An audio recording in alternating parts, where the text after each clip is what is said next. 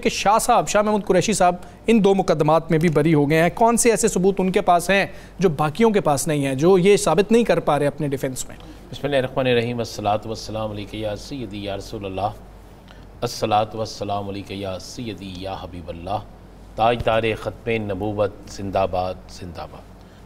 اچھا, مجھے حیرت ہوتی ہے حمزہ جب آپ ایک سوال کرتے ہیں نا, جن کے پاس ثبوت ہیں ان کو رہا کر دیا. ڈاکٹر یاسمین راشد نے ثبوت دیا, وہ مائک پہ بول رہی ہیں, کہہ رہی ہیں کہ کوئی اندر نہ جائے, کوئی شر پسند ہو سکتے ہیں. کیا اسے چھوڑ دیا گیا؟ مجھے بتائیں نا, کیا انہیں چھوڑ دیا گیا؟ میں تو وہی کہہ رہا ہوں کہ شاہ صاحب کے پاس ایسا کیا ہے کہ جو باقی لوگوں کے پاس نہیں ہے؟ بہت سے لوگ, ان لوگوں کے پاس کیا تھا جنہوں نے پریس کانفرنسیں کی اور ان کو کسی مقدمے میں رکھا بھی نہیں گیا, ان کے پاس کیا تھا؟ ان کو ندامت تھی رانا صاحب, ندامت تھی ان کے پاس. ندامت تھی؟ آپ اسے ندامت کہتے ہیں یا آپ اسے ضمیر فروشی کہتے ہیں؟ چلیں, یہ تو اپنے اپنے الفاظ ہیں. نہیں, ہم تو بات کریں گے نا, کلیئر بات کریں گے نا. اگر یہ ندامت ہے تو پھر ایسی ندامت انہی کو قبول ہو. جس نے جرم کیا اس کو سزا ملنی چاہیے. ہاں بالکل ملنی چاہے وہ کوئی بھی ہو. ہمارا اسلام ایک حکم دیتا ہے نا, جب اسلام جس چیز کا حکم دیتا, ہمیں اسلامی جمہوریہ پاکستان, ہم کسی ایسے ملک میں نہیں رہ رہے جہاں پر قانون کسی اور کا چلتا ہو, تو پھر ہمیں اس سب کو سزا ملنی چاہیے. اور یہ جو آج فیصلہ آیا ہے, جی جی, اس کی یہی توقع تھی, یہی توقع تھی کہ یہی فیصلہ آئے گا, اس کے علاوہ اور کوئی فیصلہ نہیں آئے گا. یہی توقع تھی بھیا. ٹھیک, اب مجھے بتائیں, جی, شاہ محمود قریشی صاحب اتنی دیر سے اندر ہیں, ہاں جی, ان کی اتنی دیر کی سزا کا ذمہ دار کون ہے؟ ازالہ کون کرے گا؟ ذمہ داری نا کون ہے؟ کیا اس کا مطلب ہے وہ ایف آئی آر جھوٹی تھی؟ کیا وہ ایک انتخابی نشان بنانے کے لیے انہیں بنایا, ان کے کیا گیا؟ تو یہ چیزیں ہو سکتی ہیں نا. یہاں پھر شاہ محمود قریشی صاحب کی سیٹنگ ہو گئی ہے. اچھا, یہ بڑا سوال اٹھ رہا ہے, تو آپ کی ویسے رائے اس میں کیا ہے؟ میں نے لینی ہے آپ کی رائے اس میں کہ بڑے کویسچن مارک لگا دیا شاہ صاحب. برا نہ منائیے گا, میں بہت دیر پہلے کہہ چکا ہوں, ایک ملاقات ہوئی تھی, ایک لبرٹی کے پاس کہہ چکا ہوں نا. ہاں جی, میں تو کہہ چکا ہوں. بہت سے لوگ تو بہت بعد میں کہتے ہیں, میں تو کہہ چکا ہوں. اور آپ کو آہستہ آہستہ آنے والے دنوں میں نظر آنا شروع ہو جائے گا بہت سی چیزوں کا.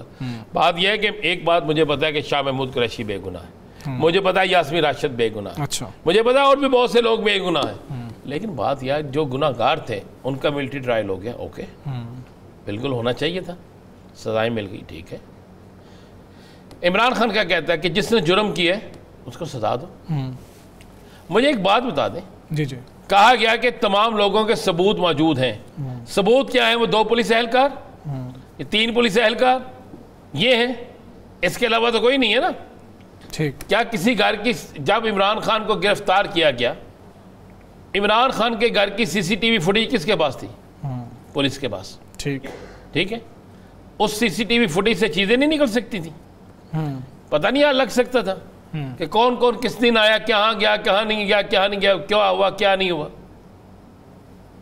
اگر اس گھر میں پہرا دینے والا پولیس ملازم, ڈیوٹی دینے والا پولیس ملازم ٹیبل کے پیچھے چھپ کے یا ٹیبل کے نیچے چھپ کے یا صوفے کے پیچھے چھپ کے ساری گفتگو سن سکتا ہے, تو ڈیلی کی وہاں پہ ریکارڈنگ نہیں دے سکتا تھا؟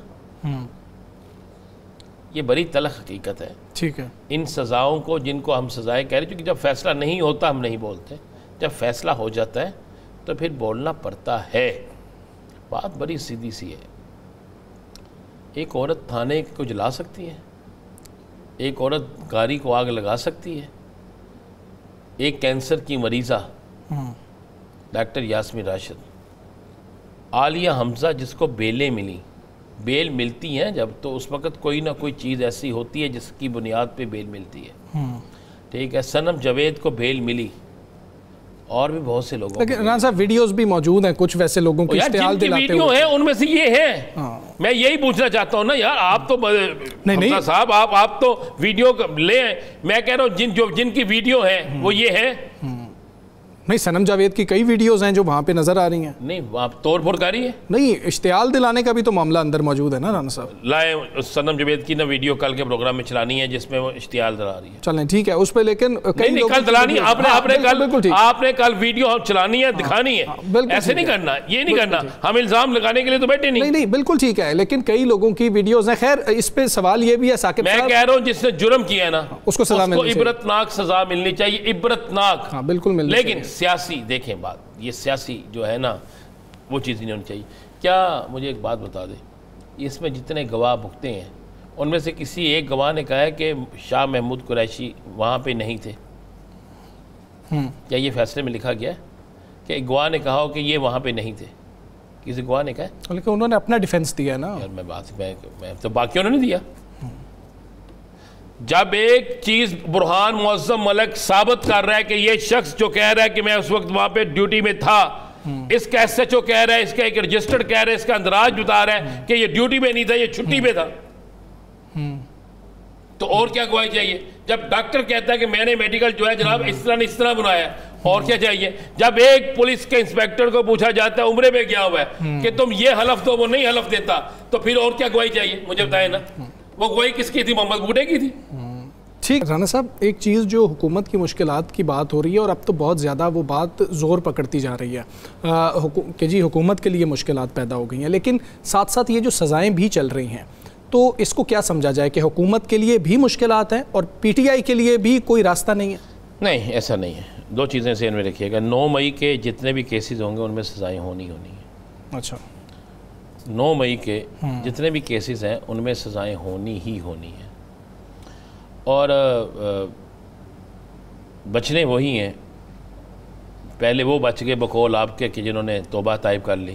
اگر آپ اسے توبہ طائب کہتے ہیں تو میں آپ کی توبہ آپ کو مان لیتا ہوں, ٹھیک ہے, تو آپ کو مان لیتا ہوں, چونکہ آپ جو کہتے ہیں ہم تو ویسے ماننے والے ہیں نا. تو توبہ طائب اگر یہ ہوتی ہے کہ اپنی سیاسی وفاداری بدل لینا, ران صاحب انہوں نے اپنی سیاست دفن کر کے یہ معافیاں مانگی ہیں, سیاسی انہوں نے کریئر اپنے داؤ پہ لگائے ہیں ان معافیوں میں, اور وہ دفن ہوئی بھی ہیں. سن لیں میری پھر, جن لوگوں کو سزائیں ہوئی ہیں وہ ہیرو ہو گئے ہیں, آج لوگ انہیں یاد کر رہے ہیں.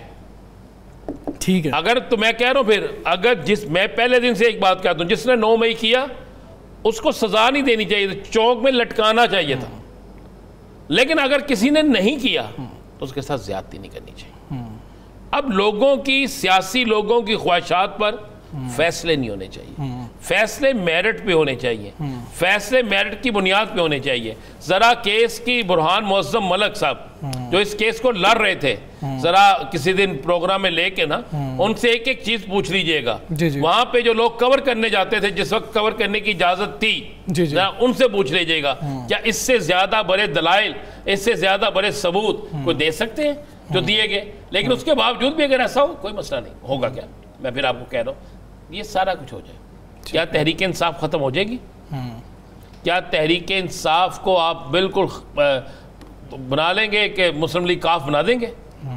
کچھ نہیں ہوگا. آپ آج ایک سروے آیا ہے, جی پتہ ہے اس میں 50% لوگوں نے کہا ہم دیں گے تحریک انصاف کو, 16% نے کہا مسلم لیگ نون کو, اور 3% نے کہا پاکستان پیپلز پارٹی کو. یہ لاہور کا سروے کرایا گیا, ہم نے نہیں کرایا, یہ انہوں نے کروایا جو سروے کرواتے ہیں.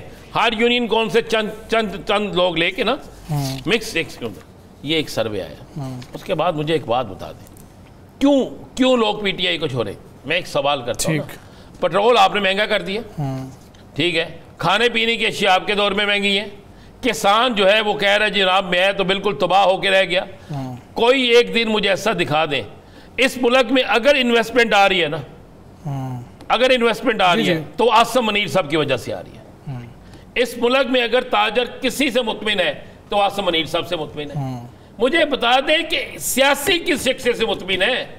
کوئی ایک سیاسی شخصیت بتا دیں کہ جس سے اس پاکستان کا ٹریڈر, اس پاکستان کا صنعت کار, اس پاکستان کا مزدور, اس پاکستان کا اوورسیز پاکستانی مطمئن ہے. مجھے بتا دیں.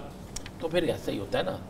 اب اگر آپ رانا اسی کیسوں کے حوالے سے رانا ثناء اللہ صاحب کا جو بیان اگر وہ لے لے, ہم نہیں چلانا چاہتے, اگر وہ بیان چلا دیں تو آپ کو سمجھ لگ جائے گی نا کہ رانا صاحب کس کی سائڈ کی بات کر رہے ہیں. اچھا رانا صاحب ایک اور بات بھی کر رہے ہیں ویسے, رانا ثناء اللہ صاحب وہ کہہ رہے ہیں کہ 14 اگست کی جو تاریخ دی ہے پی ٹی آئی نے اس کو 13 کر دیں, 15 کر دیں, 16 کر دیں. ایسے جو دن ہوتے ہیں نا ان کو اس طرح کنٹروورشل نہیں کرنا چاہیے. آپ سے کہ پی ٹی آئی کے اجازت دے دیں 13 کو سے مل کے انہیں 2 جگہ پہ جلسے کی اجازت دے دیں 13 کو اور ان سے سارا کچھ لکھوا لیں, وہ کر لیں گے. ہاں یہ بھی ٹھیک ہے, ہاں وہ ڈیٹ آپ دے دیں. ان کے پاس میں یہ نہیں ہے کہ عمران خان کی ملاقات کروا دیں. بات سنیں نا, اگر ان کے بس میں ہے کسی کے کہ عمران خان کی ملاقات, پہلی تو بات یہ ہے ذرا اپنا غور کریں. آپ نا ہم ایک ہی طرف جاتے ہیں. دیکھیں تحریک انصاف سزاؤں کے باوجود بھی کھڑی ہے. آپ نے رانا تنویر حسین صاحب جی اور جویل لطیف کی لڑائی سنی ہے؟ جی جویل لطیف کہتے ہیں 14 اگست کے بعد وہ میرے شہر میں آئے تو میں ایسے کر دوں گا. تو آگے سے کہا جاتا ہے, سجاد چینی نے کہا رانا تنویر کے ساتھی نے کہ جناب تم کہتے ہو ایک کارکن کی طرف ہم ہاتھ توڑ دیں گے. تو مسلم لیگ کے ہیں دونوں. رانا تنویر کی بے انتہا خدمات ہیں, رانا تنویر کا اس پر وہاں پہ بے انتہا ووٹ بینک ہے, سارا کچھ ہے. تو یہ نون لیگ کے اندر لڑائی ہے. یہ جو خواجہ آصف صاحب اور سب کو آج مری بلایا گیا ہے. اچھا ایک بات تو مجھے بتائیں, دنیا گرمی میں آج مر رہی ہے, ہمارے حکمران آج بھی ان حالات میں بھی مری کی سیلے